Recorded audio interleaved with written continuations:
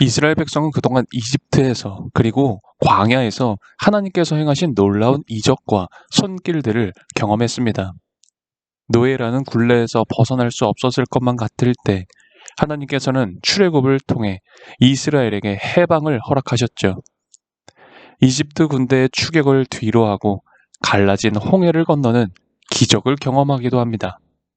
또한 하나님의 임재를 상징하는 구름으로 낮과 밤에도 그들을 인도하셨고 매일 하늘에서 내리는 만나를 통해 그들에게 음식을 공급하셨습니다. 사실 광야 가운데서 그들이 살아가고 있다라는 것, 매일매일이 기적이었다 말할 수 있죠. 그 기적의 하루하루를 감격하고 감사하며 보냈지만 얼마 지나지 않아 그들은 계속되는 하나님의 은혜에 더 이상 감사하지 않습니다. 참 이상하죠. 잠깐이라도 그 은혜가 기적과 같은 일들이 끊어진 적이 없었는데도 그들은 더욱 감사가 아니라 불평, 불만을 시작합니다.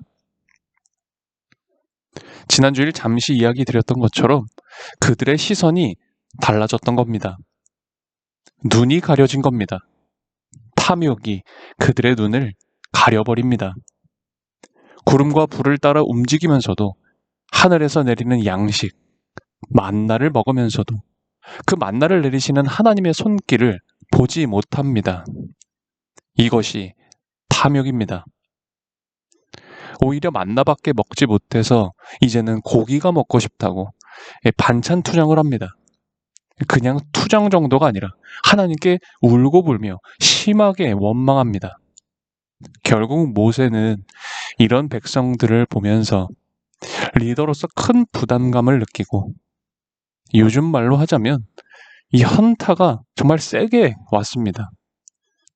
그 책임이 너무 무거우다 보니 이제는 혼자서 감당할 수 없겠다고 하나님께 탄식하죠.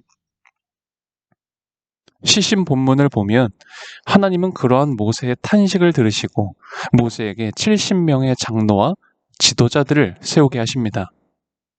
하나님은 모세에게 임했던 영을 그들에게도 임하게 하시고 모세와 함께 책임을 감당할 수 있도록 할 것이다 말씀하시죠. 모세와 함께 이 짐을 나누도록 하신 것입니다. 사실 아무리 능력 있는 지도자, 리더도 이 처음에 얼마 동안은 버틸 수 있을지 몰라도 혼자서만 계속 이 무거운 짐을 지고 있으면 버티다가 언젠가는 무너질 수밖에 없습니다. 하지만 동역하며 돕는 사람들이 곁에 있을 때 그때는 쉽게 무너지지 않습니다. 롱런 할 수 있죠. 그래서 우리는 무슨 일을 하든지 독단적으로 살아가기보다 주변 사람들을 돌아보고 그들과 소통하며 서로가 동역하고 도울 수 있어야 합니다. 저는 어쩌면 하나님께서 우리에게 주시는 가장 세심하고 따뜻한 응답은 함께 짐을 나누어질 사람들을 세워주신 것이라 생각합니다. 아마 이 말을 듣고 떠오르는 사람들 계실 겁니다. 그런데 여기서 핵심이 되는 것, 가장 중요한 건 사람이 아니라 하나님입니다.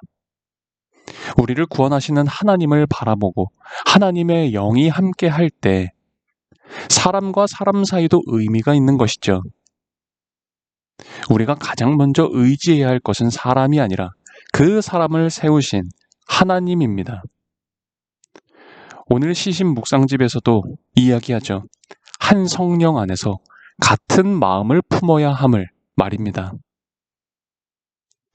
사람들과 이 힘을 모아야 할 때는 하나님께서 성령을 부어주시도록 먼저 기도해야 합니다. 또한 사람 때문에 상처받고 넘어졌을 때도 하나님께서 주인 되신 그 관계 안에서 회복되는 역사가 일어나기를 기도해야 하겠습니다.